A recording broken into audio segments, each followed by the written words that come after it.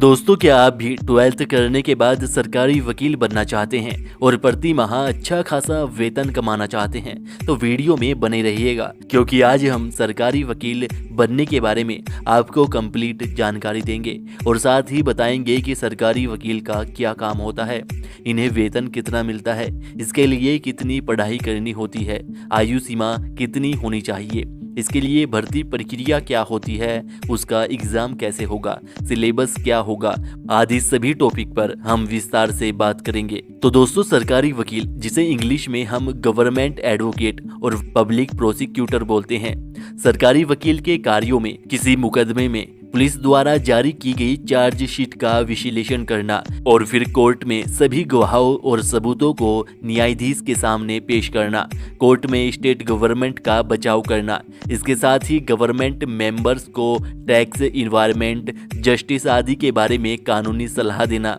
उनकी मदद करना, कानूनी दस्तावेज लिखना, सरकार को नेशनल और इंटरनेशनल मीटिंग में रिप्रेजेंट करना आदि इस तरह के कार्य सरकारी वकील को करने होते हैं। अब बात करें वेतन की, तो इन्हें प्रति माह 45,000 से 55,000 रुपए के लगभग वेतन मिलता है और यह अलग अलग राज्यों में कम या ज्यादा भी हो सकता है और इसके लिए कैंडिडेट का किसी भी मान्यता प्राप्त विश्वविद्यालय से LLB किया होना जरूरी होता है। तो LLB का कोर्स 5 और 3 साल का होता है, यानी अगर 12th के बाद आप BA LLB करते हो तो यह 5 साल का होगा और अगर ग्रेजुएशन करने के बाद यह कोर्स करते हो तो यह 3 साल का होगा। तो दोस्तों, कोई भी कैंडिडेट सरकारी वकील 2 तरह से बन सकता है, एक तो ADGC प्रोसेस के द्वारा और दूसरा APO एग्जाम के द्वारा। तो दोस्तों, सबसे पहले बात करते हैं APO एग्जाम के बारे में। तो अगर आपने अपनी 12th क्लास पास कर ली है तो अब आपको इसके लिए BA LLB का कोर्स करना होगा,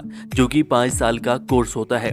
जिसके लिए आपको क्लैट एंट्रेंस एग्जाम देना होगा और कुछ यूनिवर्सिटी अपना अलग से भी एंट्रेंस एग्जाम कंडक्ट करवाती है, जिसमें अच्छे नंबर लाकर आप एक अच्छे कॉलेज से अपनी BA LLB कंप्लीट कर सकते हैं और फिर BA LLB कंप्लीट होने के बाद आपको सरकारी वकील बनने के लिए APO एग्जाम देना होगा, जिसके बारे में आगे हम बात करेंगे। और दोस्तों, BA LLB कोर्स की फीस अलग अलग कॉलेजों के हिसाब से अलग अलग होती है। यह 5 साल की फीस 5 लाख से 8 लाख रुपए के लगभग हो सकती है। तो APO एग्जाम, जिसका पूरा नाम होता है असिस्टेंट प्रोसिक्यूशन ऑफिसर, दोस्तों यह एग्जाम प्रत्येक राज्य में अलग अलग होता है, जिसे राज्य का लोक सेवा आयोग आयोजित करता है। मध्य प्रदेश में यह एग्जाम ATPO के नाम से और राजस्थान में APP एग्जाम के नाम से भी होता है और बाकी ज़्यादातर राज्यों में APO के नाम से ही लिया जाता है। और दोस्तों, इसी तरह अलग अलग राज्यों के हिसाब से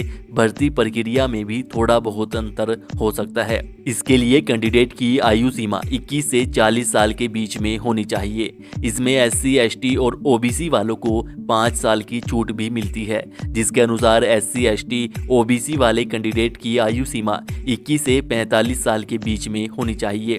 इसकी भर्ती प्रक्रिया में सबसे पहले प्रारंभिक परीक्षा होती है, फिर मुख्य परीक्षा और फिर इंटरव्यू लिया जाता है। प्रारंभिक परीक्षा में एक पेपर होता है, यह 150 नंबर का होता है, जिसे 2 पार्ट में डिवाइड किया होता है। पार्ट 1 में जनरल नॉलेज के 50 नंबर के 50 प्रश्न पूछे जाएंगे और दूसरे पार्ट में एक्ट एंड लॉ के 100 नंबर के 100 प्रश्न पूछे जाते हैं। इसमें 1/3 नेगेटिव मार्किंग होती है और सभी बहुविकल्पीय प्रश्न पूछे जाते हैं। जिसके बाद मुख्य परीक्षा में 400 नंबर के 4 पेपर होंगे, जिसमें प्रत्येक पेपर 100 नंबर का होगा और इसमें 3-3 घंटे का समय दिया जाएगा। ये लिखित पेपर होते हैं, जिसमें general knowledge, general Hindi, criminal law and procedure, evidence law विषयों से प्रश्न पूछे जाएंगे। तो जनरल नॉलेज के सिलेबस में Indian culture, environment, botany, Indian economy, zoology, basic GK, Indian politics, basic computer, famous day and dates, chemistry, Indian history, geography, physics, invention in the world, famous books and author, sports, Indian parliament आदि से प्रश्न पूछे जाएंगे। Act and law के syllabus में Indian penal code, Indian evidence act, criminal procedure code, police act and regulation under this act आदि विषयों से प्रश्न पूछे जाएंगे। और जनरल हिंदी के सिलेबस में वाक्य सुधार, संधिया, कारक, विलोम, रस, अलंकार, वाक्यांशों के लिए शब्द निर्माण, वर्तनी, वचन, पर्यायवाची, तत्सम एवं तद्भव, वाक्य संशोधन, लोकोक्तियों एवं मुहावरे, त्रुटि से संबंधित अनेकार्थी शब्द आदि से संबंधित प्रश्न पूछे जाएंगे। जिसके बाद क्रिमिनल लॉ एंड प्रोसीजर के सिलेबस में general exception, joint and constructive liability, criminal conspiracy, offence against public tranquillity, offence against human body, offence against women, offence against property, constitution, maintenance of public order and public tranquillity, trial of cases, bail bonds, revision and appeal, powers, function and duties of various police officer under the police act आदि से संबंधित प्रश्न पूछे जाएंगे। और evidence law के syllabus में relevancy of fact, admission and confession, dying declaration, oral and documentary evidence, exclusion of oral by documentary evidence, burden of proof,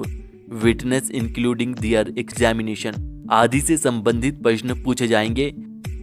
फिर एग्जाम क्लियर करने के बाद कैंडिडेट को इंटरव्यू के लिए बुलाया जाता है, जिसे क्लियर करने के बाद कैंडिडेट सरकारी वकील बन जाते हैं, जिसके बाद उन्हें कुछ दिनों के लिए ट्रेनिंग पर भेजा जाता है। तो दोस्तों, ये होता है एपीओ एग्जाम के द्वारा